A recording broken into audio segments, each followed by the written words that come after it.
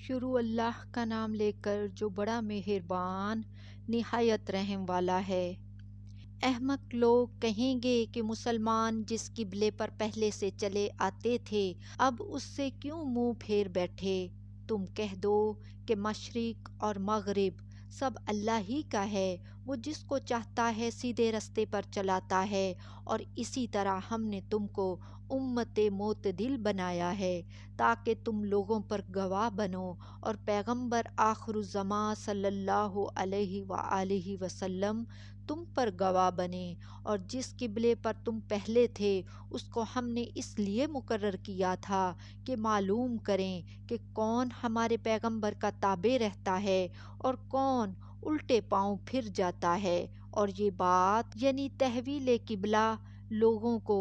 گراں معلوم ہوئی، مگر جن کو اللہ نے ہدایت بخشی ہے وہ اسے گراں نہیں سمجھتے، اور اللہ ایسا نہیں کہ تمہارے ایمان کو یوں ہی ضائع کر دے۔ اللہ تو لوگوں پر بڑا مہربان ہے، صاحب رحمت ہے۔ اے پیغمبر صلی اللہ علیہ وآلہ وسلم، ہم تمہارا آسمان کی طرف منہ اٹھانا دیکھ رہے ہیں، سو ہم تم کو اسی قبلے کی طرف جس کو تم پسند کرتے ہو منہ کرنے کا حکم دیں گے، تو اپنا منہ مسجد حرام یعنی خانہ کعبہ کی طرف پھیر لو، اور تم لوگ جہاں ہوا کرو نماز پڑھنے کے وقت اسی مسجد کی طرف منہ کر لیا کرو، اور جن لوگوں کو کتاب دی گئی ہے وہ خوب جانتے ہیں کہ یہ نیا قبلہ ان کے پروردگار کی طرف سے حق ہے، اور جو کام یہ لوگ کرتے ہیں اللہ ان سے بے خبر نہیں۔ اور اگر تم ان اہل کتاب کے پاس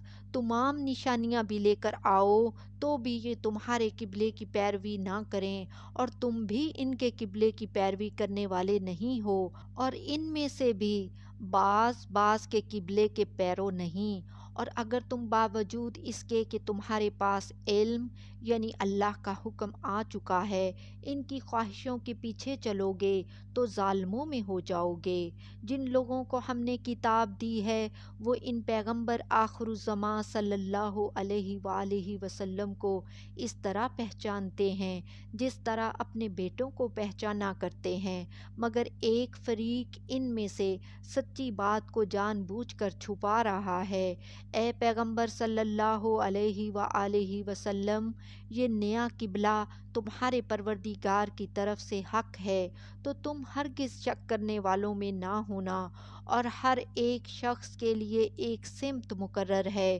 جدھر وہ عبادت کے وقت منہ کیا کرتا ہے، تو تم نیکیوں میں سبقت حاصل کرو، تم جہاں ہوگے اللہ تم سب کو جمع کرے گا، بے شک اللہ ہر چیز پر قادر ہے۔ اور تم جہاں سے نکلو نماز میں اپنا منہ مسجد حرام کی طرف کر لیا کرو، بے شبہ یہ تمہارے پروردگار کی طرف سے حق ہے، اور تم لوگ جو کچھ کرتے ہو اللہ اس سے بے خبر نہیں۔ اور تم جہاں سے نکلو مسجد حرام کی طرف منہ کر کے نماز پڑھا کرو، اور مسلمانوں تم جہاں ہوا کرو اسی مسجد کی طرف رخ کیا کرو۔ یہ تاکید اس لیے کی گئی ہے کہ لوگ تم کو کسی طرح کا الزام نہ دے سکیں، مگر ان میں سے جو ظالم ہیں وہ الزام دیں تو دیں، سو ان سے مت ڈرنا اور مجھی سے ڈرتے رہنا، اور یہ بھی مقصود ہے کہ میں تم کو اپنی تمام نعمتیں بخشوں، اور یہ بھی کہ تم راہ راست پر چلو۔ جس طرح من جملہ اور نعمتوں ہم نے تمہیں میں سے ایک رسول بھیجے ہیں جو تم کو ہماری آیتیں پڑھ پڑھ کر سناتے اور تمہیں پاک بناتے اور کتاب یعنی قرآن اور دانائی سکھاتے ہیں اور ایسی باتیں بتاتے ہیں جو تم پہلے نہیں جانتے تھے، سو تم مجھے یاد کیا کرو، میں تمہیں یاد کیا کروں گا، اور میرا احسان مانتے رہنا اور میری ناشکری نہ کرنا۔ اے ایمان والو، صبر اور نماز سے مدد لیا کرو، بے شک اللہ صبر کرنے والوں کے ساتھ ہے۔ اے اللہ،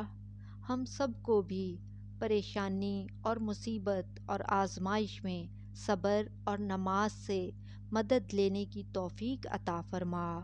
آمین۔ اور جو لوگ اللہ کی راہ میں مارے جائیں ان کی نسبت یہ نہ کہنا کہ وہ مرے ہوئے ہیں، وہ مردہ نہیں بلکہ زندہ ہیں، لیکن تم کو شعور نہیں، اور ہم کسی قدر خوف اور بھوک اور مال اور جانوں اور میووں کے نقصان سے تمہاری آزمائش کریں گے، اور صبر کرنے والوں کو بشارت سنا دو کہ ان لوگوں پر جب کوئی مصیبت واقع ہوتی ہے تو کہتے ہیں کہ ہم اللہ ہی کا مال ہیں اور اسی کی طرف لوٹ کر جانے والے ہیں۔ یہی لوگ ہیں جن پر ان کے پروردگار کی عنایتیں ہیں اور خصوصی رحمت بھی ہے، اور یہی سیدھے رستے پر ہیں۔ بے شک کوہ صفا اور مروہ اللہ کی نشانیوں میں سے ہیں، تو جو شخص خانہ کعبہ کا حج اور عمرہ کرے اس پر کچھ گناہ نہیں کہ دونوں کے درمیان چکر لگائے، بلکہ یہ ایک نیک کام ہے، اور جو کوئی نیک کام کرے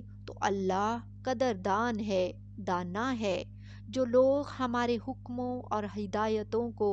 جو ہم نے نازل کی ہیں کسی غرض فاسد سے چھپاتے ہیں، باوجود یہ کہ ہم نے ان کو لوگوں کے سمجھانے کے لیے اپنی کتاب میں کھول کھول کر بیان کر دیا ہے، ایسوں پر اللہ اور تمام لعنت کرنے والے لعنت کرتے ہیں۔ ہاں، جو توبہ کرتے ہیں اور اپنی حالت درست کر لیتے ہیں اور احکام الہی کو صاف صاف بیان کر دیتے ہیں تو میں ان کے قصور معاف کر دیتا ہوں، اور میں بڑا معاف کرنے والا، بڑا مہربان ہوں۔ جو لوگ کافر ہوئے اور کافر ہی مرے، ایسوں پر اللہ کی اور فرشتوں کی اور انسانوں کی سب کی لعنت، وہ ہمیشہ اسی لعنت میں گرفتار رہیں گے، ان سے نہ تو عذاب ہلکا ہی کیا جائے گا اور نہ انہیں کچھ مہلت ملے گی۔ اور لوگو، تمہارا معبود ایک ہی معبود ہے، اس بڑے مہربان اور رحم والے کے سوا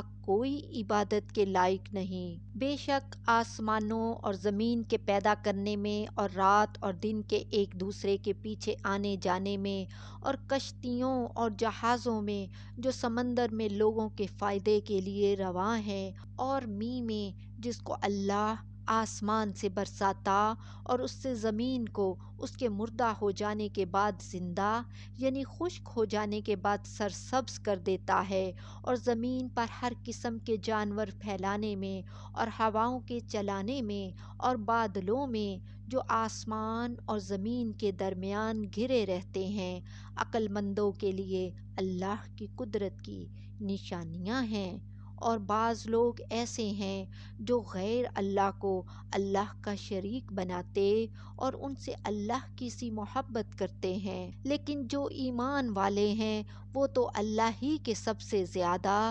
دوست دار ہیں۔ اور اے کاش ظالم لوگ جو بات عذاب کے وقت دیکھیں گے اب دیکھ لیتے کہ سب طرح کی طاقت اللہ ہی کو ہے، اور یہ کہ اللہ سخت عذاب کرنے والا ہے۔ اس دن کفر کے پیشوا اپنے پیرووں سے بیزاری ظاہر کریں گے اور دونوں عذاب الہی دیکھ لیں گے، اور ان کے آپس کے تعلقات منقطع ہو جائیں گے، اور یہ حال دیکھ کر پیروی کرنے والے حسرت سے کہیں گے کہ اے کاش ہمیں پھر دنیا میں جانا نصیب ہوتا کہ جس طرح یہ ہم سے بیزار ہو رہے ہیں اسی طرح ہم بھی ان سے بیزار ہوں۔ اس طرح اللہ ان کے اعمال حسرت بنا کر دکھائے گا اور وہ دوزخ سے نکل نہیں سکیں گے۔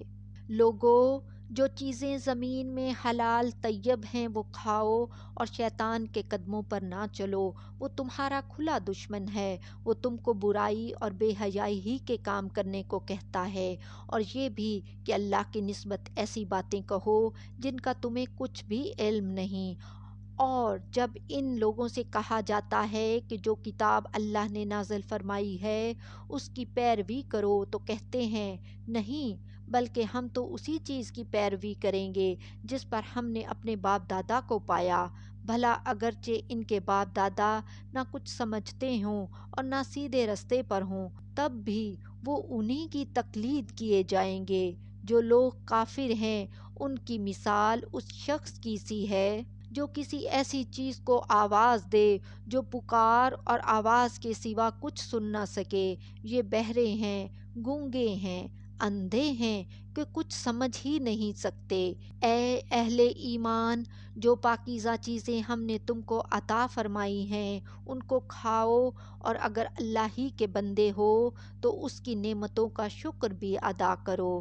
اس نے تو تم پر بس مرا ہوا جانور اور لہو اور سور کا گوشت اور جس چیز پر اللہ کے سوا کسی اور کا نام پکارا جائے حرام کر دیا ہے۔ ہاں، جو مجبور ہو جائے بشرطے کہ اللہ کی نافرمانی نہ کرے اور حد ضرورت سے باہر نہ نکل جائے، اس پر کچھ گناہ نہیں۔ بے شک اللہ بخشنے والا ہے، رحم کرنے والا ہے۔ جو لوگ اللہ کی کتاب سے ان آیتوں اور ہدایتوں کو جو اس نے نازل فرمائی ہیں چھپاتے اور ان کے بدلے تھوڑی سی قیمت یعنی دنیاوی منفعت حاصل کرتے ہیں، وہ اپنے پیٹوں میں محض آگ بھرتے ہیں۔ ایسے لوگوں سے اللہ قیامت کے دن نہ کلام کرے گا اور نہ ان کو گناہوں سے پاک کرے گا، اور ان کے لیے دکھ دینے والا عذاب ہے۔ یہ وہ لوگ ہیں جنہوں نے ہدایت چھوڑ کر گمراہی اور بخشش چھوڑ کر عذاب خرید لیا۔ یہ آتش جہنم کی